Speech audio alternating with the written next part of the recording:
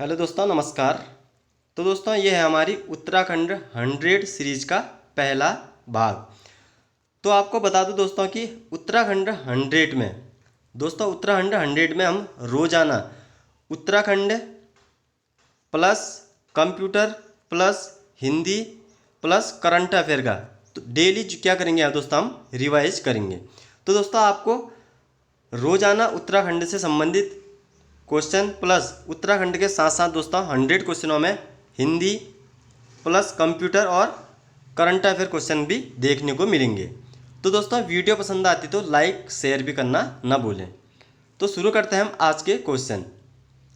पहले दोस्तों, उत्तराखंड में कस्तूरी मृग की कितनी प्रजातियां मिलती हैं? तो दोस्तों, उत्तराखंड में जो कस्तूरी मृग की प्रजातियां मिलती है वो मिलती हैं 4। कितनी मिलती है दोस्तों? 4 प्रजातियां मिलती हैं हमारे उत्तराखंड में कस्तूरी मृग की। बात करते हैं हम कस्तूरी मृग का वैज्ञानिक नाम। तो कस्तूरी मृग का जो वैज्ञानिक नाम क्या है? मास्कस काइसोगास्टर। ठीक है, तो वैज्ञानिक नाम क्या हो गया? मास्कस काइसोगास्टर। और कस्तूरी मृग को हिमालय का मस्क डियर भी कहा जाता है। कस्तूरी मृग को क्या कहा जाता है? हिमालय का मस्क डियर भी कहा जाता है। सेकेंड है दोस्तों, बुरांश वृक्ष संरक्षित अधिनियम कब बनाया गया? तो दोस्तों, जो बुरांशों की अंधाधुंध कटाई चल रही थी तो बुरांश को बचाने के लिए अधिनियम कब बनाया गया? यानी कि बुरांश वृक्ष संरक्षित अधिनियम कब बनाया गया? ये बनाया गया था 1974 में। तो बुरांश वृक्ष को संरक्षित करने के लिए अधिनियम कब बनाया गया? 1974 में बनाया गया था। तीसरा है मोनाल की प्रजाति, यानी कि उत्तराखंड में मोनाल की कितनी प्रजातियां मिलती है? तो ये भी दोस्तों 4 प्रजातियां मिलती है मोनाल की। ठीक है, तो कस्तूरी मृग की कितनी थी? 4 थी। और मोनाल की भी कितनी प्रजातियां मिलती है? 4 प्रजातियां मिलती है। बात करते हैं दोस्तों मोनाल का वैज्ञानिक नाम। तो मोनाल का वैज्ञानिक नाम क्या है? लोफोफोरस इम्पीजेनस। चौथा है दोस्तों, उत्तराखंड पुरातत्व के जनक किसे माना जाता है? तो उत्तराखंड में पुरातत्व के जनक किसे माना जाता है? तो हैन वुड को माना जाता है।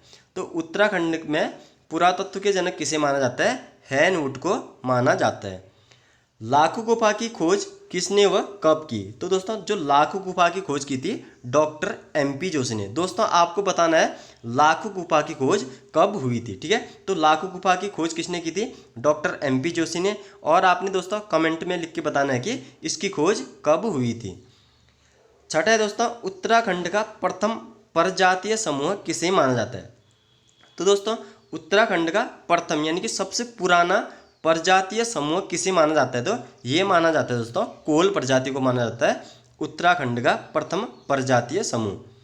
सातवां है कुमार कुमारी प्रथा किस प्रजाति में पाई जाती है? तो कुमार कुमारी प्रथा किस प्रजाति में पाई जाती है? तो ये मिलती है कोल में। ठीक है, तो आप इसको रिलेट कर सकते हैं कुमार कुमारी कोल में। ठीक है, तो कुमार कुमारी प्रथा किस प्रजाति में मिलती है? तो कोल में मिलती है। और उत्तराखंड का प्रथम प्रजातीय समूह भी किसे माना जाता है? ये भी कोल को ही माना जाता है। आठवां है स्कंद पुराण में किरातों को क्या कहा गया है? तो दोस्तों, स्कंद पुराण में किरातों को किस नाम से जाना गया है, बताया गया है? तो भिल्ल नाम से जाना गया है स्कंद पुराण में।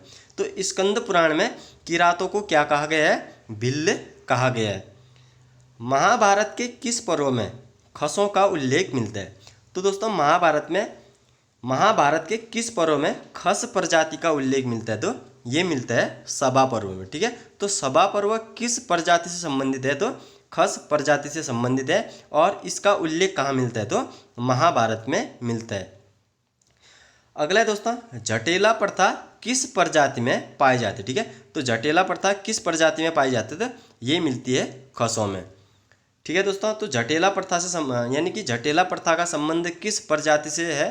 तो ये है खस प्रजाति से। 11वां है भोटियाओं के समूह को क्या कहा जाता है? यानी कि भोटांतिक जो होते हैं उनके समूह को क्या कहा जाता है? ये कहा जाता है कुंच।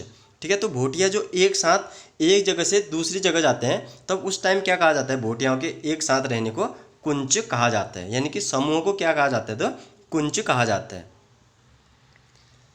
12वां है ऋग्वेद में उत्तराखंड को क्या कहा गया है? तो दोस्तों, ऋग्वेद में उत्तराखंड को कहा गया है देवभूमि व मनुष्यों की पूर्ण भूमि कहा गया है।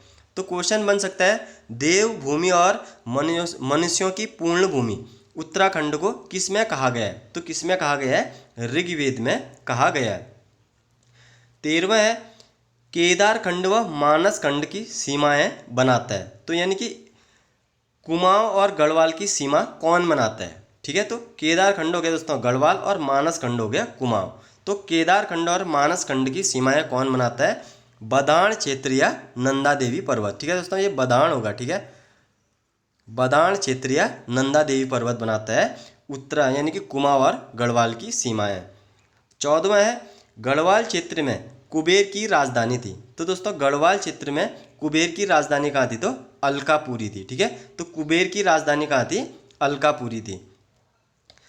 15वां है पुलिंद राजा सुबाव की राजधानी कहाँ थी? तो दोस्तों पुलिंद राजा जो सुबाव की राजधानी थी वो थी श्रीनगर। ठीक है, सुबाव श्रीनगर ऐसे भी आप रिलेट कर सकते हैं। तो पुलिंद राजा सुबाव की राजधानी कहाँ थी? श्रीनगर पौड़ी गढ़वाल में स्थित थी। 16वां है देवप्रयाग को समस्त तीर्थों का शिरोमणि व समग्र पापों का विनाशक कहा गया है। यानी कि देवप्रयाग को दोस्तों समस्त तीर्थों का शिरोमणि व समग्र पापों का विनाशक किस में कहा गया? तो महाभारत में कहा गया है देवप्रयाग को। ठीक है, तो महाभारत में देवप्रयाग को क्या कहा गया है? समस्त तीर्थों का शिरोमणि व समग्र पापों का विनाशक कहा गया है। 17वां है महाभारत में श्रीनगर को क्या कहा गया है? तो महाभारत में दोस्तों श्रीनगर को क्या कहा गया है? सुबावपुर या श्री क्षेत्र कहा गया है। ठीक है, तो श्रीनगर को महाभारत में क्या कहा गया है? सुबावपुर व श्री क्षेत्र कहा गया है। 18वां है महाकवि कालिदास द्वारा अभिज्ञान शाकुंतलम की रचना कहाँ की गई थी? ठीक है दोस्तों, कहाँ की गई थी? ये की गई थी कौलना आश्रम में। ठीक है दोस्तों, कहाँ की गई थी? कौलना आश्रम में की गई थी। तो प्राचीन काल में उत्तराखंड में 2 विद्यापीठ थे, कौलना आश्रम और बद्रिका आश्रम। कौन कौन से थे? कौलना आश्रम और बद्रिका आश्रम। तो दोस्तों कालिदास ने अपने अभिज्ञान शाकुंतलम की रचना कहाँ की थी?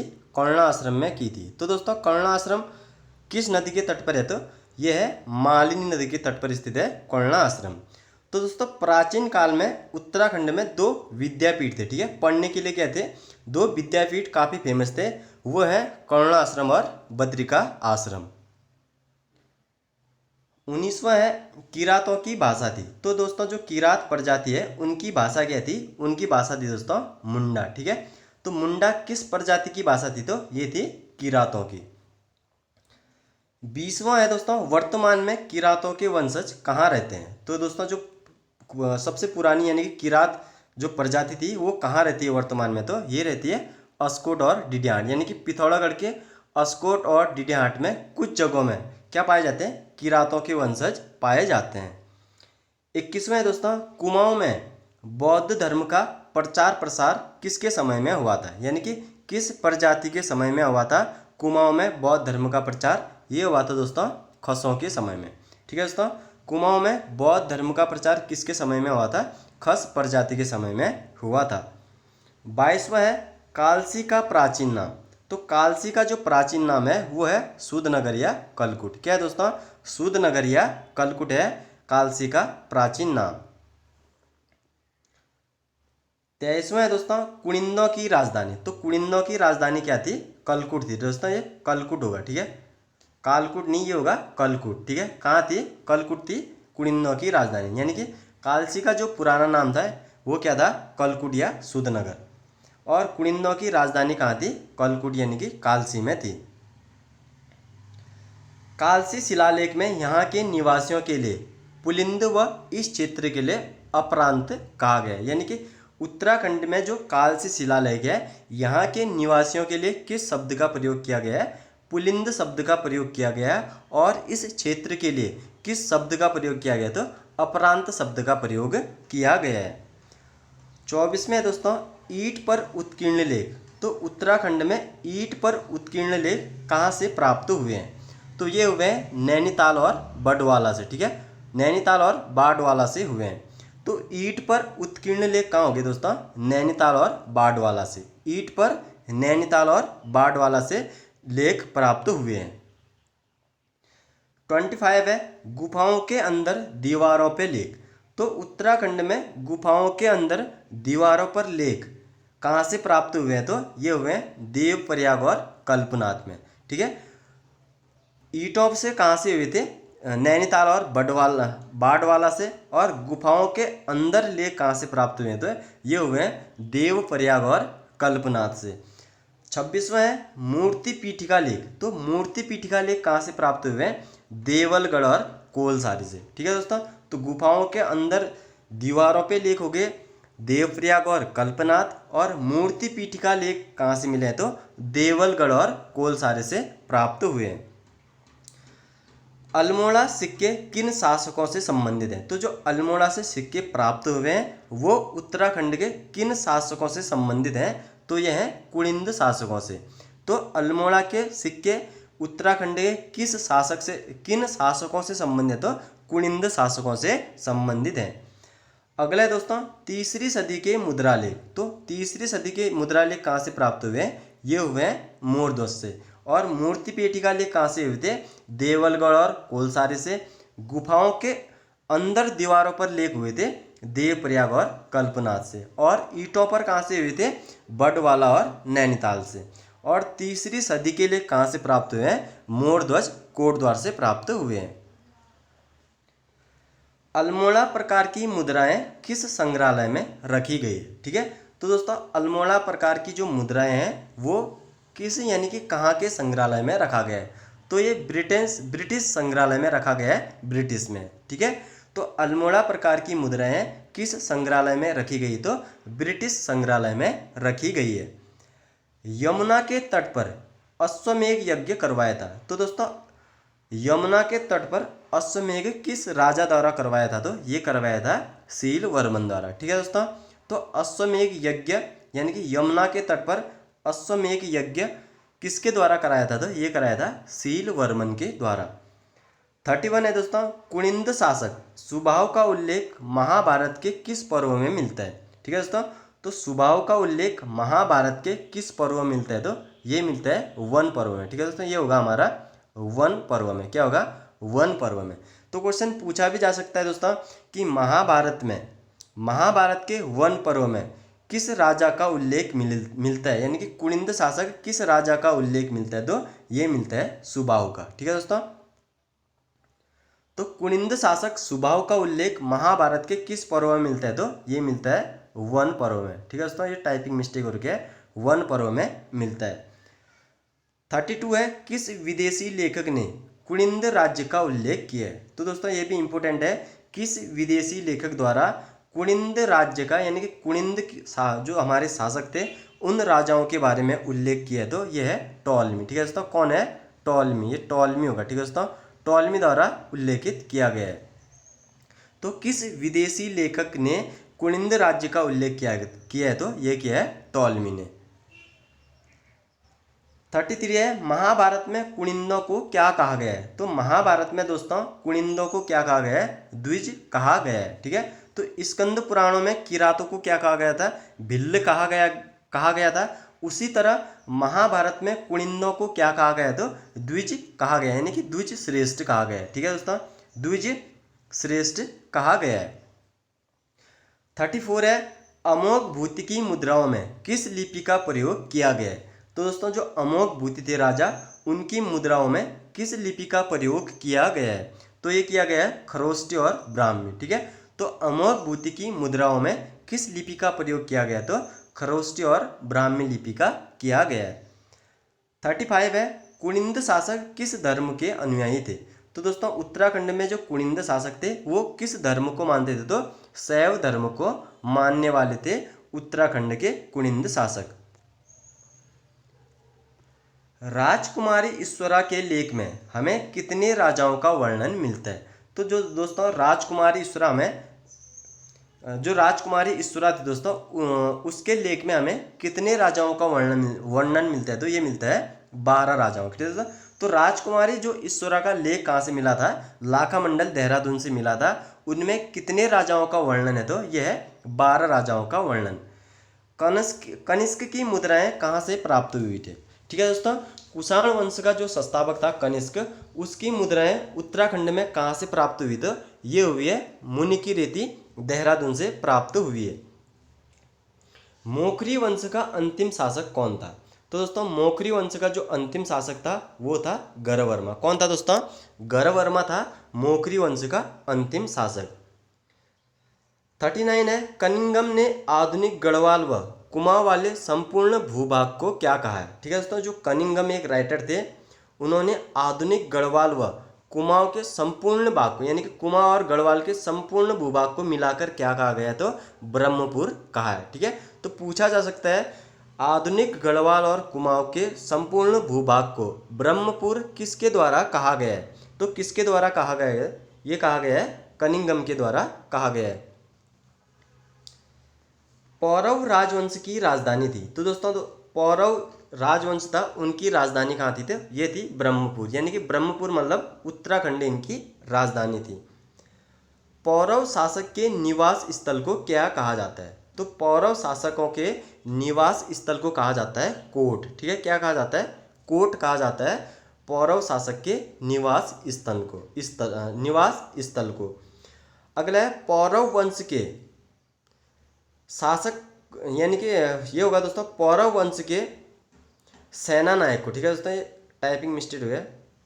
सेना प्रमुख को क्या कहा जाता है? तो कहा जाता है दोस्तों बालाध्यक्ष। ठीक है दोस्तों, तो पौरव वंश के सेना नायक को, सेना नायक प्रमुख को क्या कहा जाता है? ये कहा जाता है बालाध्यक्ष कहा जाता है।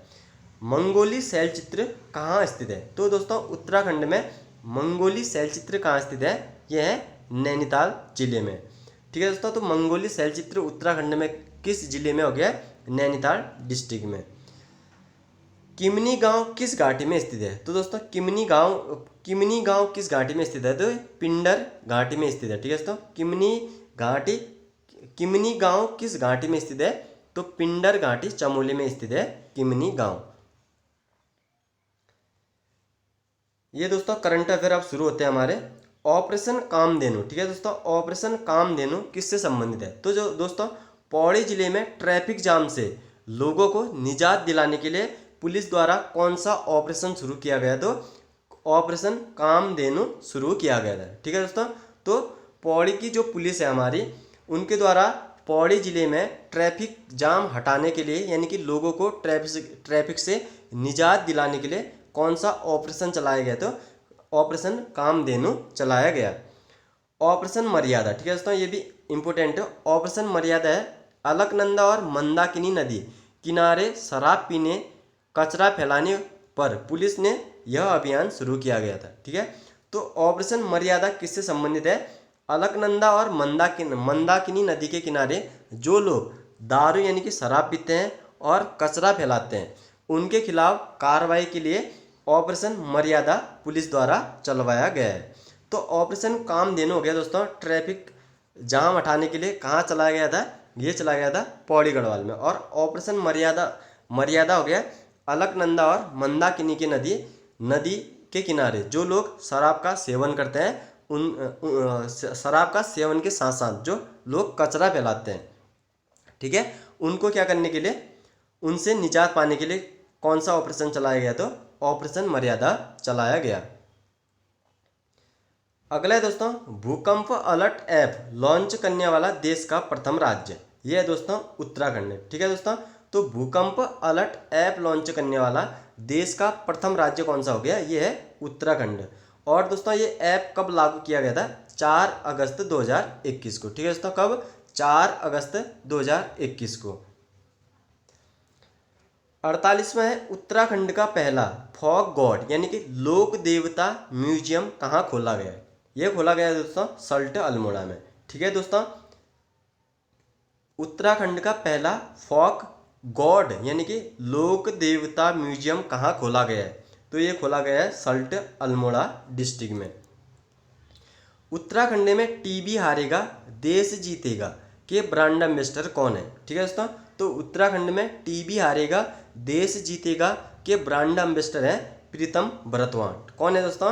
प्रीतम भरतवाण है। और 2019 में दोस्तों इन्हें पद्म श्री सम्मान से सम्मानित किया गया था।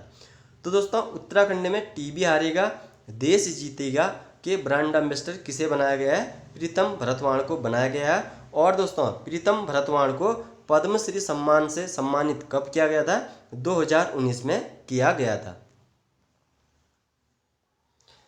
50 है दोस्तों, कुंभ मेला 2021 के लिए मेला प्रशासन ने हेल्पलाइन नंबर, किस हेल्पलाइन नंबर की शुरुआत की थी?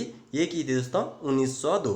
ठीक है दोस्तों, तो हरिद्वार में जो कुंभ मेला की शुरुआत हुई दोस्तों, जिला यानी कि मेला प्रशासन ने कोई खो जाने पर किस नंबर की शुरुआत की गई थी? 1902 नंबर से शुरुआत की थी। ठीक है दोस्तों, पूछा जा सकता है कुंभ मेले में 2021 के लिए हेल्पलाइन नंबर कौन सी थी? तो ये थी 1902। सक्षम रौतेला का संबंध किससे है? तो दोस्तों उत्तराखंड में सक्षम रौतेला का संबंध है शतरंज से। किससे है?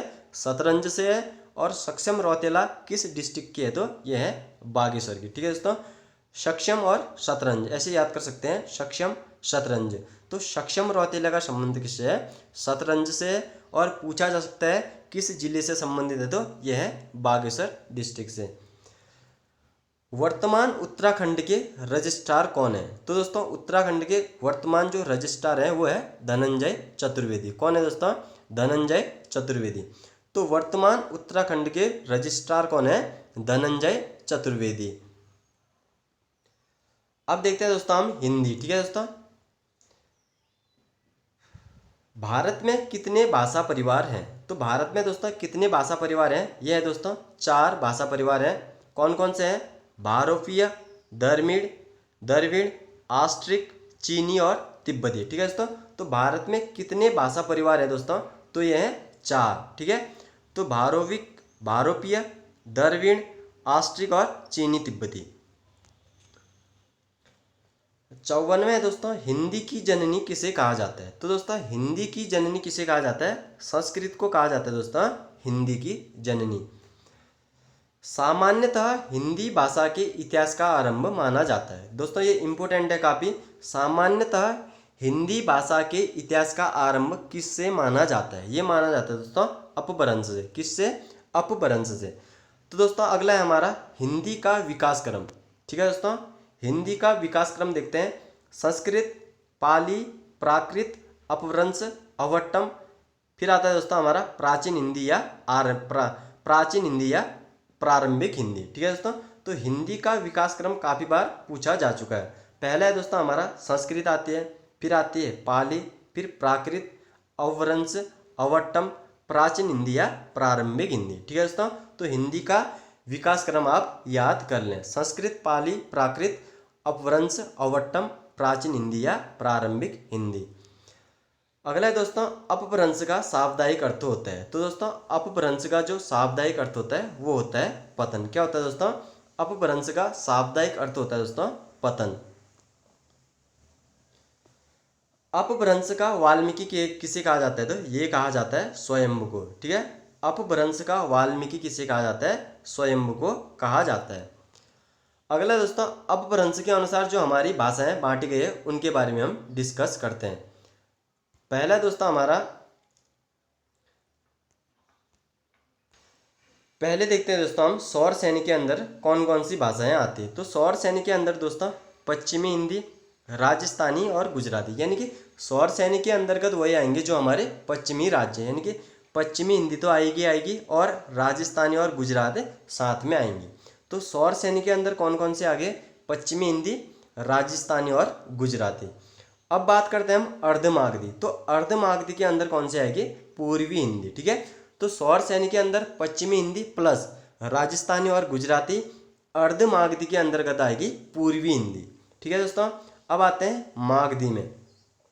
तो मागधी में पढ़ते हैं हम बिहारी, उड़िया, बंगला और असमिया। ठीक है, तो मागधी के अंतर्गत कौन कौन से आ गई? बिहारी, उड़िया, बंगला और असमिया। अगला है खस। तो खस के अंतर्गत आएगा दोस्तों पहाड़ी, जो हमारी गढ़वाली और कुमाऊनी है वो आएगी खस के अंतर्गत। ब्राचट के अंतर्गत आएगा पंजाबी और सिंधी। तो ब्राचट के अंतर्गत कौन कौन सी आएगी? पंजाबी और सिंधी। महाराष्ट्र के अंतर्गत आएगी दोस्तों मराठी। तो महाराष्ट्र के अंतर्गत आएगी मराठी। एक बार इसको रिवाइज कर लेते हैं दोस्तों। सौर सैनी के अंतर्गत आ रही थी पश्चिमी हिंदी, राजस्थानी, गुजराती। अर्धमागधी के अंतर्गत पूर्वी हिंदी, मागधी के अंतर्गत बिहारी, उड़िया, बंगला और असमिया। ठीक है दोस्तों, बाबू करके इसको याद कर सकते हो शॉर्ट ट्रिक में। मागधी होगी बिहारी, उड़िया, बंगला और असमिया। खस के अंतर्गत पहाड़ी यानी कि गढ़वाली और कुमाऊं। बरासठ के अंतर्गत कौन कौन सी आ रही थी? पंजाबी और सिंधी। और महाराष्ट्र के अंतर्गत आ रही थी मराठी। महाराष्ट्री मराठी, ये काफ़ी इजी है, इंपोर्टेंट है। हिंदी मूलतः किस भाषा का शब्द है? तो हिंदी मूलतः किस भाषा का संबंध है? ये है फारसी। ठीक है, तो हिंदी किस भाषा का शब्द है? ये है फारसी। अगला दोस्तों, हिंदी को जो हम क्या किया है चरणों में बांटा गया है उसके बारे में डिस्कस करते हैं। भारतेंदु युग था दोस्तों 1850 से 1900 तक। तो भारतेंदु युग कहाँ से कहाँ तक था समय? तो 1850 से 1900 तक था भारतेंदु युग। तो भारतेंदु युग के बाद आता है द्विवेदी युग। द्विवेदी युग का कार्यकाल है 1900 से 1920। भारतेंदु हो गया दोस्तों 1850 से 1900, द्विवेदी युग हो गया 1900 से 1920। अब आते हैं छायावादी युग। छायावादी युग हो गया 1918 से 1936। तो दोस्तों छायावादी युग कहाँ से कहाँ तक हो गया? 1918 से 1936, यानी कि 18 दूना 36। और जो हमारा प्रगतिवाद युग है वो है 1936 से 1936 से 1946। ठीक है दोस्तों, ये 1918 से 1936 तक। तो दोस्तों हिंदी मूलतः किस भाषा का शब्द था? ये था फारसी का। भारतेंदु युग था 1850 से 1900 तक, और द्विवेदी युग था 1900 से 1920 तक। ठीक है, ये होगा 1900 से 1920 तक। छायावादी युग था 1918 से 1936 तक, और प्रगतिवाद युग था 1936 से 1946 तक। मध्यकाल में मुसलमानों में प्रचलित अरबी और फारसी शब्दों में मिश्रित। ठीक है दोस्तों, जो मध्यकाल में मुसलमानों में प्रचलित अरबी और फारसी शब्दों के मिश्रण को क्या कहा जाता था? ये कहा जाता था रेखता। ये दोस्तों थोड़ा ऊपर नीचे हो गया है, टाइपिंग मिस्टेक हो रही है। ठीक है दोस्तों, तो रेखता किसे कहा जाता है? तो ये कहा जाता है दोस्तों मध्यकाल में जो अरबी और फारसी शब्दों के मिश्रण को क्या कहा जाता था? रेखता कहा जाता था। हिंदी किसी एक प्रदेश की भाषा नहीं बल्कि देश में सर्वत्र बोली जाने वाली भाषा है। ये किसका कथन है? ठीक है दोस्तों, तो हिंदी किसी एक प्रदेश की भाषा नहीं बल्कि सर्वत्र बोली जाने वाली भाषा है। ये किसका कथन था दोस्तों? ये था विलियम कैरी का। ठीक है दोस्तों, तो विलियम कैरी ने क्या कहा था? हिंदी किसी एक प्रदेश की भाषा नहीं बल्कि देश में सर्वत्र बोली जाने वाली भाषा किसके द्वारा कहा गया था? तो ये कहा गया था विलियम कैरी के द्वारा। हिंदी को आम बोलचाल की भाषा किसने कहा था? ठीक है दोस्तों, तो हिंदी को आम बोलचाल की भाषा कहा था जॉर्ज गियर्सन ने। ठीक है दोस्तों, तो जॉर्ज गियर्सन के द्वारा क्या कहा गया था? हिंदी को आम बोलचाल की भाषा कहा गया था। अगला है ब्रह्म समाज के संस्थापक। तो ब्रह्म समाज के संस्थापक है दोस्तों राजा राम मोहन राय, और ब्रह्म समाज की स्थापना कब की गई थी? 1828 में। तो ब्रह्म समाज के संस्थापक कौन हो गए? राजा राम मोहन राय, और कब की थी? 1828 में। आर्य समाज के संस्थापक। तो आर्य समाज के संस्थापक थे दयानंद सरस्वती। कौन थे? दयानंद सरस्वती। और आर्य समाज की स्थापना कब हुई थी? 1875 में। कंप्यूटर को हिंदी में क्या कहा जाता है? तो दोस्तों आप कंप्यूटर के क्वेश्चन शुरू हो गए। कंप्यूटर को हिंदी में क्या कहा जाता है? तो दोस्तों ये कहा जाता है संगणक। तो कंप्यूटर को हिंदी में क्या कहा जाता है? संगणक कहा जाता है।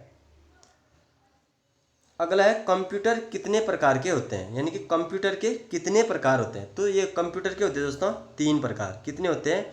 3 प्रकार होते हैं, डिजिटल, एनालॉग और हाइब्रिड। तो कंप्यूटर के कितने प्रकार हो गए? 3 प्रकार हो गए, डिजिटल, एनालॉग और हाइब्रिड। अगला है फोर्थ। तो फोर्थ क्या है? ठीक है, इस भाषा का आविष्कार चार्ल्स मोरे ने किया था। तो दोस्तों फोर्थ भाषा का आविष्कार किसके द्वारा किया गया था?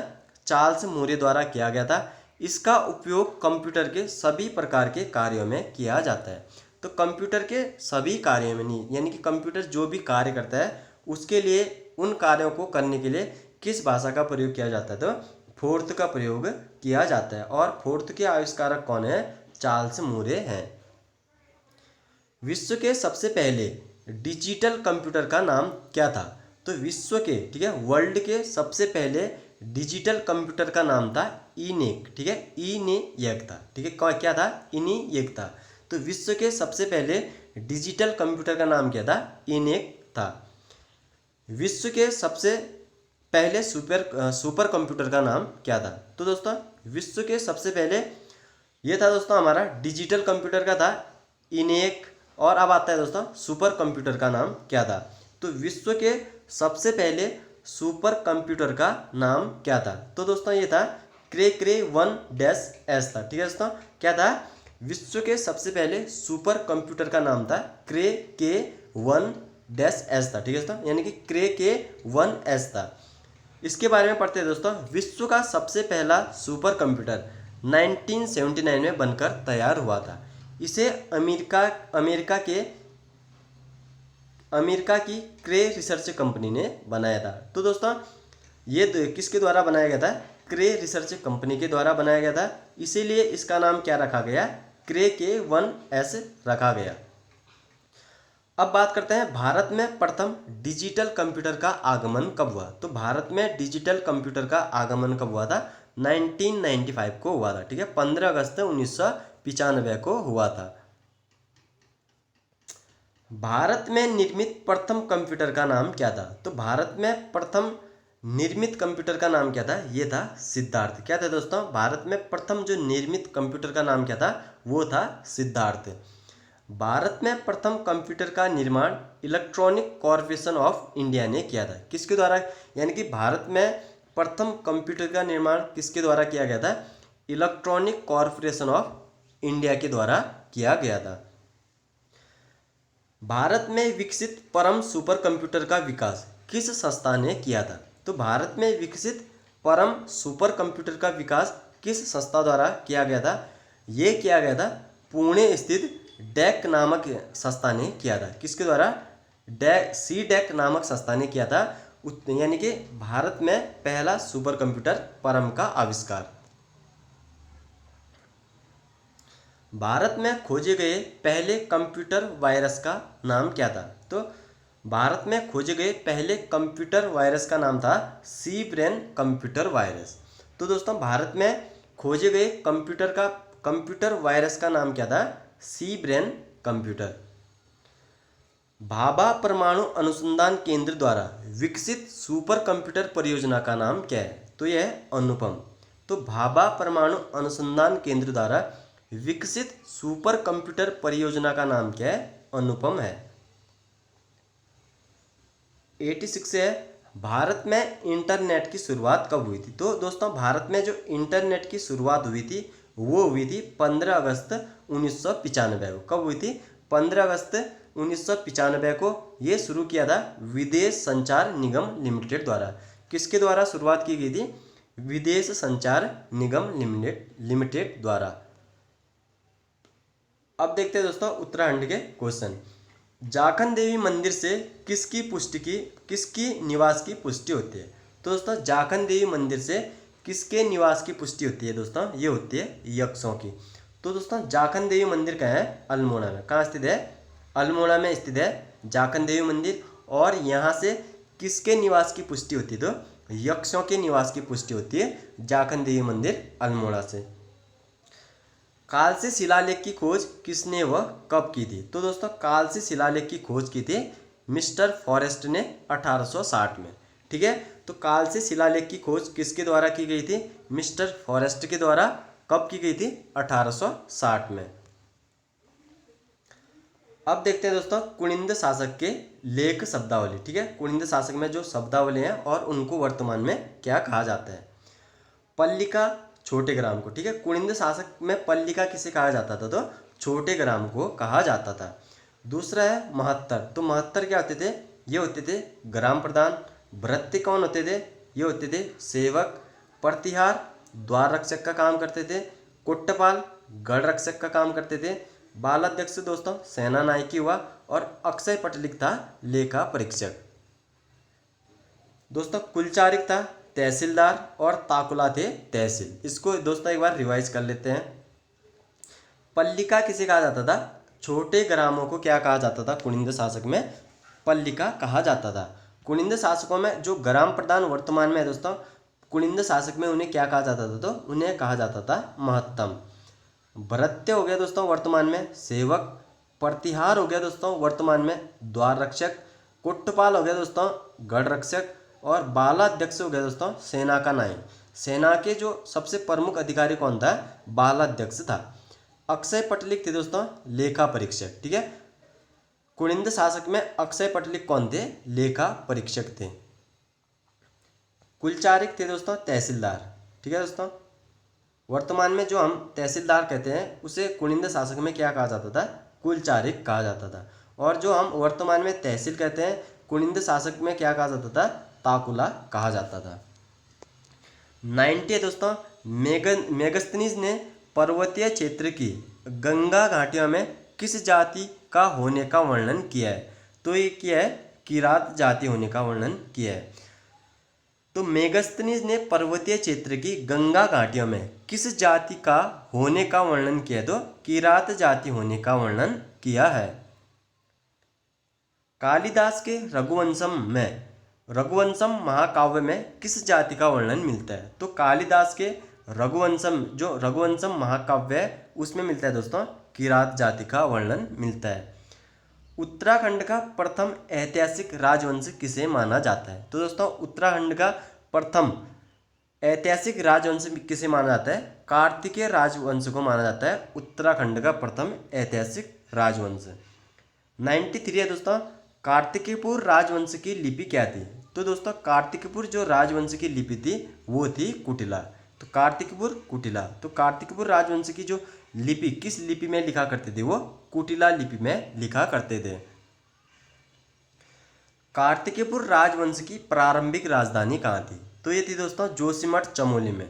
तो प्रारंभिक राजधानी कहाँ थी कार्तिकेयपुर की? तो ये थी जोशीमठ में। और इनकी दूसरी राजधानी कौन सी थी? बैजनाथ। ठीक है दोस्तों, बैजनाथ जो बागेश्वर में स्थित है। तो कार्तिकेयपुर राजवंश की जो प्रारंभिक राजधानी थी वो थी जोशीमठ में, और इनकी जो दूसरी राजधानी थी वो थी बैजनाथ बागेश्वर में। कार्तिकेयपुर राजवंश से संबंधित लेख कहाँ से मिलते हैं? तो दोस्तों जो कार्तिकेयपुर राजवंश है उनके लेख हमें कहाँ कहाँ से प्राप्त हुए हैं? तो ये है दोस्तों बागेश्वर, पांडुकेश्वर, कंडारा और बैजनाथ से। तो कार्तिकेयपुर राजवंश से संबंधित जो लेख हमें मिले हैं बागेश्वर, कंडारा, पांडुकेश्वर और बैजनाथ से प्राप्त हुए हैं।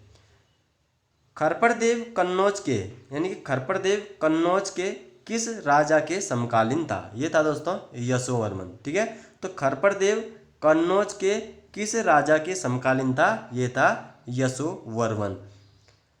खरपड़देव वंश का अंतिम शासक। तो खरपड़देव वंश का अंतिम शासक था तिरुवनराज। कौन था दोस्तों? तिरुवनराज था खरपड़देव वंश का अंतिम शासक।